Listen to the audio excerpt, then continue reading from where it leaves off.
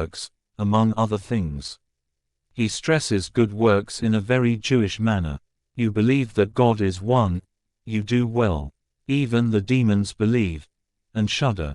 Do you want to be shown, you senseless person, that faith without works is barren?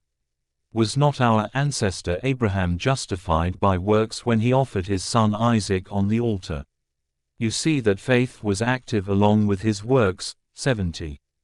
Development of the Christian doctrine and faith was brought to completion by the works. You see that a person is justified by works and not by faith alone. For just as the body without the spirit is dead, so faith without works is also dead. James 2, 19-26, New Revised Standard Version in the Reluctant Parting. How the New Testament's Jewish Writers Created a Christian Book, Harper San Francisco, 2006, p. 244, Julie Gallenbush, a former Baptist minister who converted to Judaism, provides an interesting comment on James. A very Jewish book, James is practical in its moral instruction and attuned to what we would now call tikkun olam, the mending of a broken world.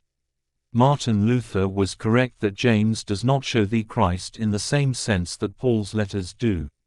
Instead, it provides guidance for a community shaped by God's gifts of humility and mutual care. James unambiguously substantiates the claim that not only Jesus himself but also his followers were and continued to be Jews. Having had this glimpse of what might possibly be some of the teachings of the Jerusalem church, let us look more closely at the differences that Paul had with other followers of Jesus. Remember that Paul never met Jesus, nor did he study with the original apostles. His knowledge of Jesus and his teachings came mostly through personal inspiration. Chaim Maccoby states The Mythmaker. Harper and Row, 1987, pp. 3-4. Paul claimed that his interpretations were not just his own invention, but had come to him by personal inspiration. He claimed that he had personal acquaintance with the resurrected Jesus, even though he had never met him during his lifetime. Such acquaintance, he claimed, gained through visions and transports, was actually superior to acquaintance with Jesus during his lifetime, when Jesus was much more reticent about his purposes.